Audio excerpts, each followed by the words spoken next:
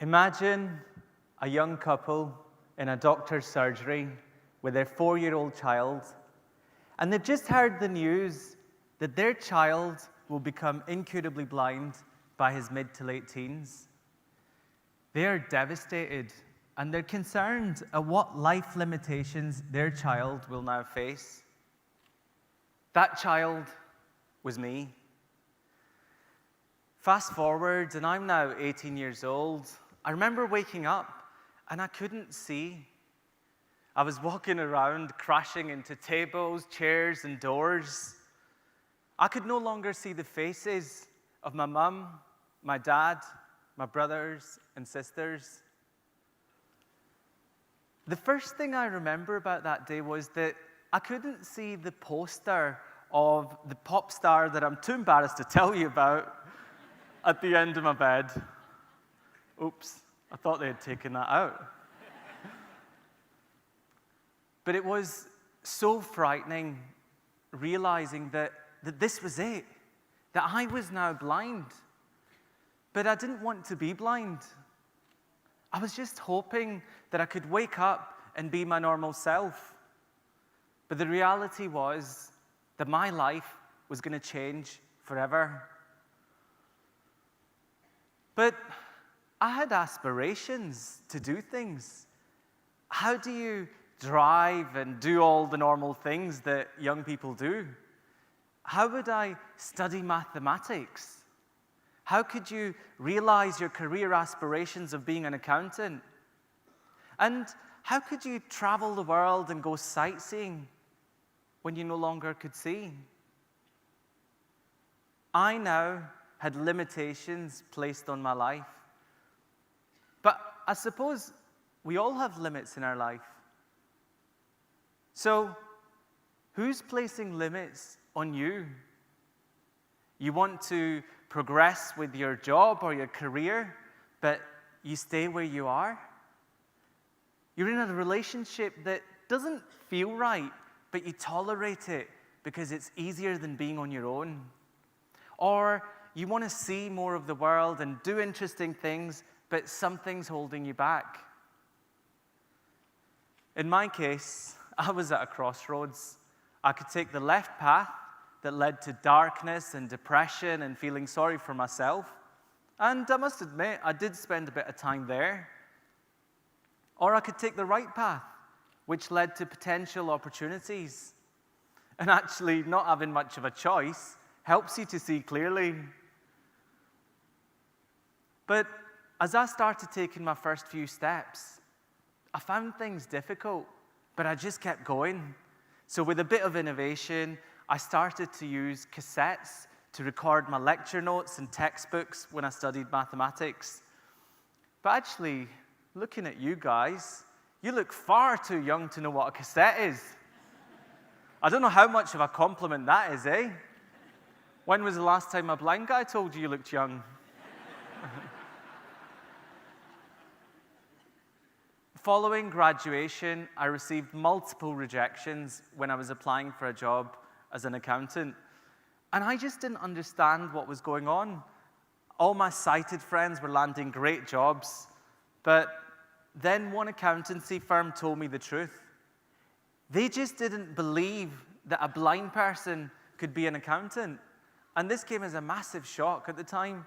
So I took this novel approach, and at my very next interview, I asked the interview panel if I could do a short presentation in which I'd explain to them a little bit about my blindness, about how, as a blind person, I would actually do the job.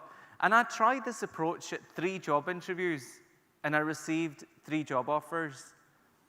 And at the beginning, I found office life a bit of a struggle.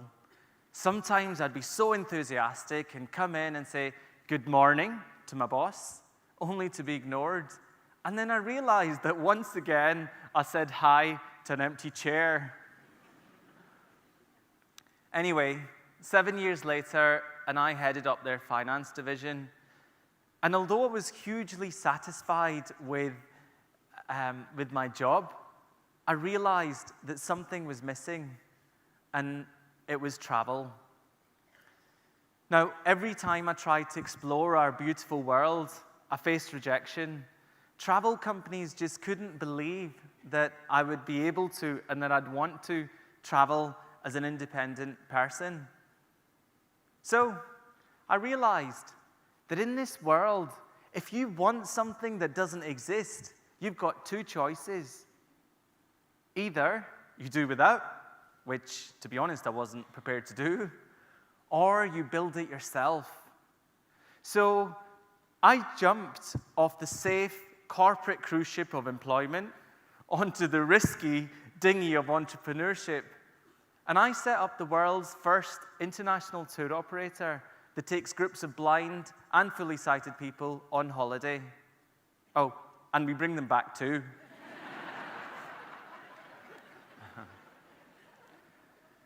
100 countries and more than 500,000 miles later, I would like to invite you all to join me on some of the experiences that I've had over the last few years.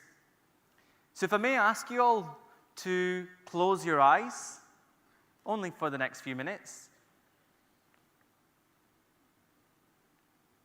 Imagine you're jumping out of a plane and you feel the wind and the elements bombarding your entire sensory system from every side. And then the parachute opens and it becomes so peaceful.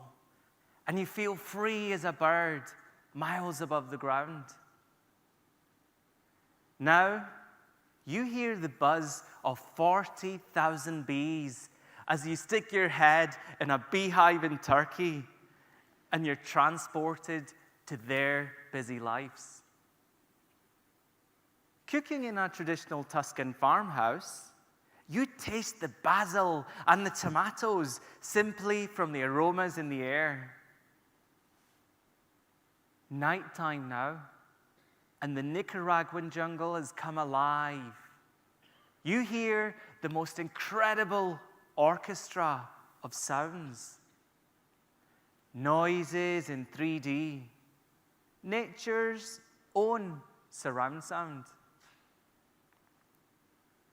Okay, you can all open your eyes.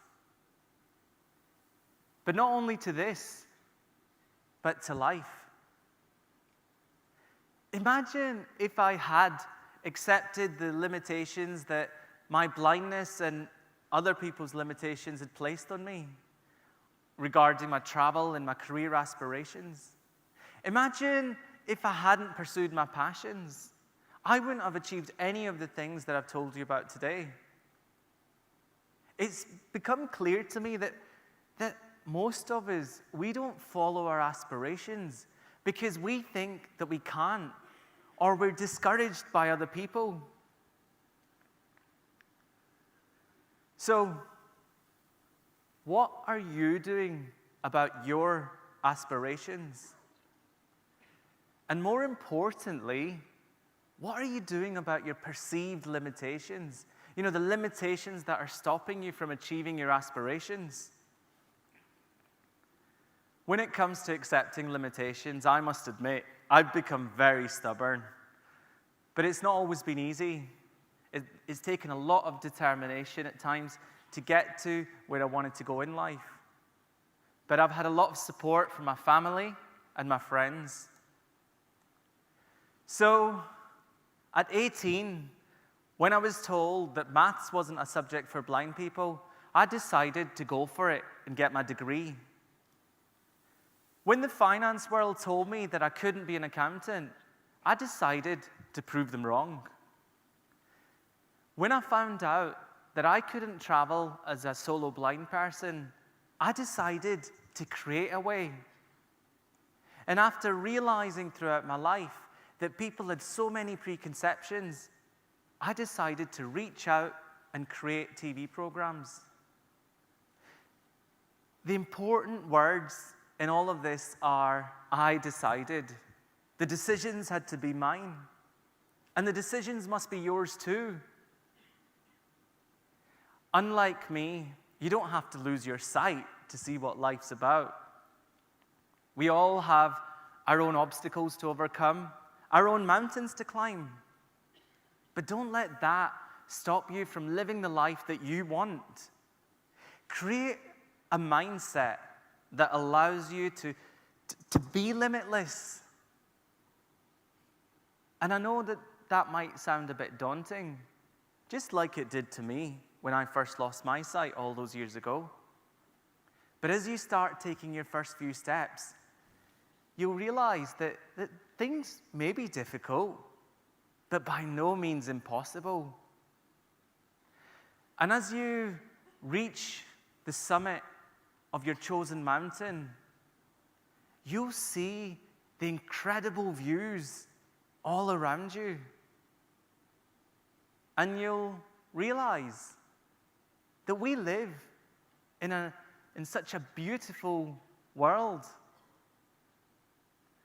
And look, when a blind guy tells you the world's beautiful, you better believe it. Thank you.